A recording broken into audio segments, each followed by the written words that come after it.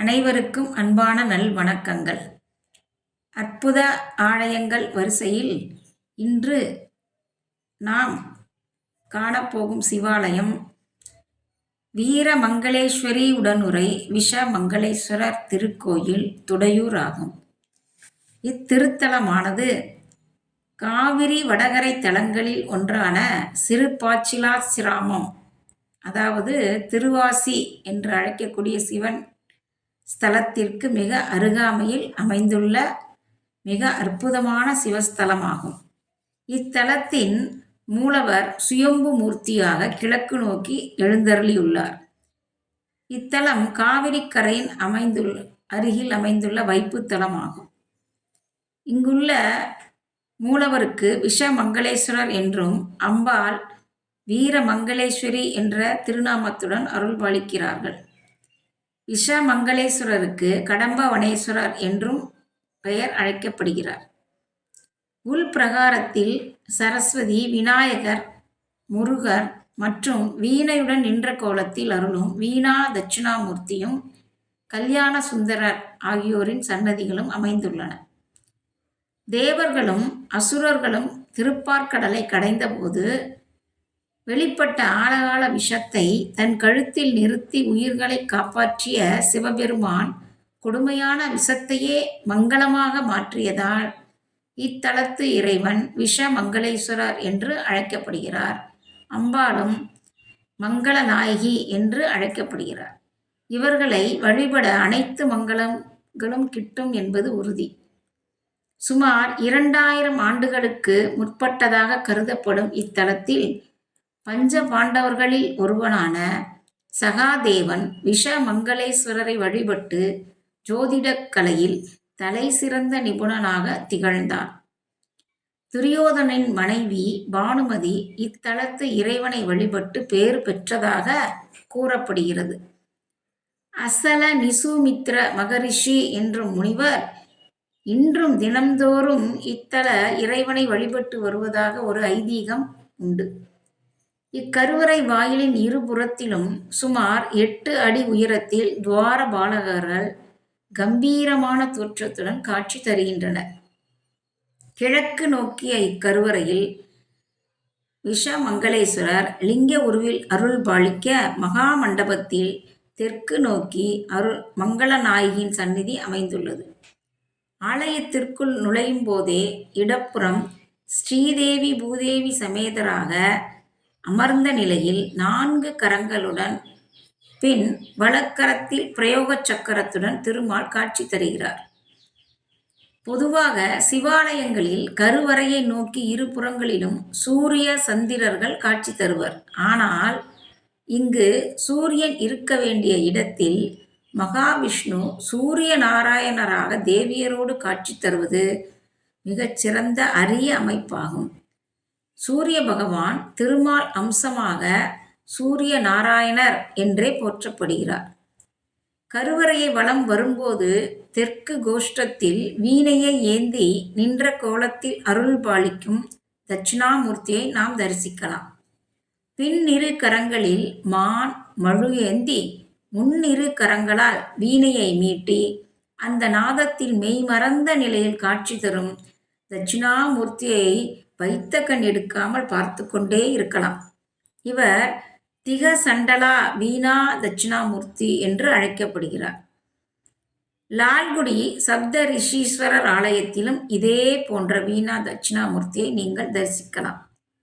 கருவறையின் பின்புற கோஷ்டத்தில் சிவபெருமானின் 64 திருமேனிகளில் ஒன்றான உமா ஆலிங்கனமூர்த்தியை தரிசிக்கலாம். சிவபெருமான் வலது கையால் சின்முத்திரை காட்டியும் இடது கையால் பார்வதி தேவியை அணைத்தபடியும் அபூர்வமாக காட்சியளிக்கிறார். ஈசன் தனது இடது பாதத்தின் சுண்டு விரலை தேவியின் வலது பாதத்தின் மீது வைத்திருப்பது போன்று மிக நுணுக்கமாக இச்சிலை செதுக்கப்பட்டுள்ளது. இந்த உமா ஆலிங்கன மூர்த்தியை வழிபடுவோருக்கு மணப்பேறு, மகப்பேறு கிட்டும் என்று பக்தர்கள் நம்புகின்றனர்.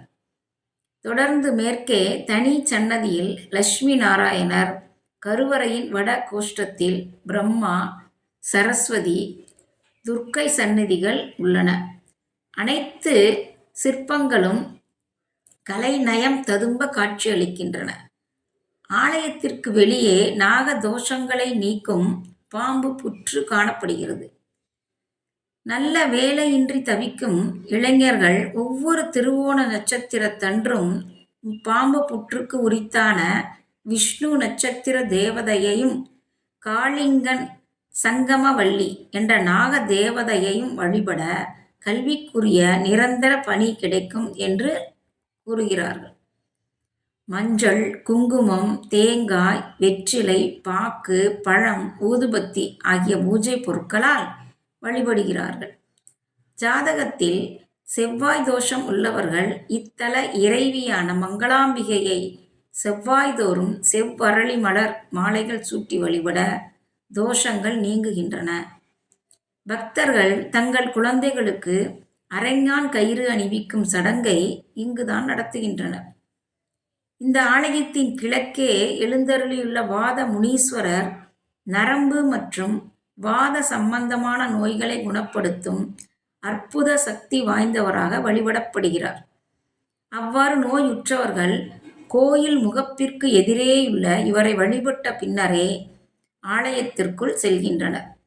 செவ்வாய், சனி, அமாவாசை, பௌர்ணமி நாட்களில் வாதமுனிக்கு தைல அபிஷேகம் நடக்கிறது. பிரசாதமான அபிஷேக தைலம் தினமும் கோயிலில் பக்தர்களுக்கு கிடைக்கும். இத்தலமானது ஒரு விஷக்கடி நிவர்த்தி தலமாக கருதப்படுகிறது. அதனால் இவ்வூரில் விஷ ஜந்துக்கள் யாரையும் தீண்டுவதில்லை என்று கூறப்படுகிறது. இத்தலத்தில் எழுந்தருளியுள்ள விஷமங்களேஸ்வரரை ஒரு தாம்பாளத்தில் 12 தீபம் ஏற்றி வைத்து வழிபட்டால் விஷக்கடி துன்பங்கள் மற்றும் விஷக்கடியை விட கொடியதாய் கருதப்படும் பகைமை, குரோதம், விரோதம், பொறாமை, பேராசை, வன்முறை போன்றவைகளால் பாதிக்கப்பட்டவர்கள் நிவர்த்தி பெறக்கூடும்.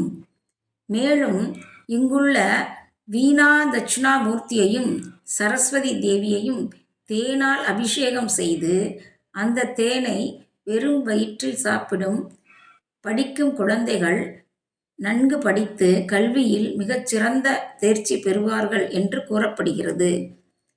இத்தலத்து நாயன்மார்களில் ஒருவரான திருநாவுக்கரசு நாயனார் 6ஆம் திருமுறையில் 71வது பதிகத்தில் 4வது பாடலில் இந்த வைப்புத் தலத்தை பற்றிய குறிப்பு உள்ளது. இந்த பதிகப் பாடலில் ஊர் என்று வருவனவற்றை அப்பர் வகுத்து அருளிச் செய்துள்ளார். பிறையூரும் சடைமுடி எம்பெருமான் ஆரூர் பெரும்பற்ற புலியூரும் பேராவூரும் நரையூரும் நல்லூரும் நல்லாற்றூரும் நாளூரும் சேற்றூரும் நாரையூரும் உறையூரும் ஓத்தூரும் ஊற்றத்தூரும் அளப்பூர் ஓமாம் புலியூர் ஒற்றியூரும் துறையூரும் துவையூரும் தோளூர் தானும் துடையூரும் தொழ இடர்கள் தொடரா வன்றே துடையூரும் தொழ இடர்கள் தொடரா வன்றே என்று நால்வரில் ஒருவரான திருநாவுக்கரசு நாயன்மார் மிக சிறப்பாக பதிகத்தில் குறிப்பிட்டுள்ளார். இப்பாடலின் பொருள் பிறை தவழும் சடை முடி சிவபெருமானுடைய ஆரூர், பேராவூர், புலியூர், பெரும்பற்றூர், நரையூர், நல்லூர், நல்லாற்றூர், உறையூர், ஓமாம்புலியூர், ஒற்றியூர், துறையூர், துவையூர், தோளூர், துடையூர் தொழ துன்பங்கள் தொடரமாட்டா என்பதாகும். இத்தலமானது தினம்தோறும் காலை 8 மணி முதல் பகல் 12:30 மணி வரையிலும் மாலை 5 மணி முதல் இரவு 7 மணி வரையிலும் திறந்திருக்கும். இத்துடையூர் சிவஸ்தலமானது திருச்சி டோல்கேட்டிலிருந்து முசிறி செல்லும் சாலையில் அமைந்துள்ளது.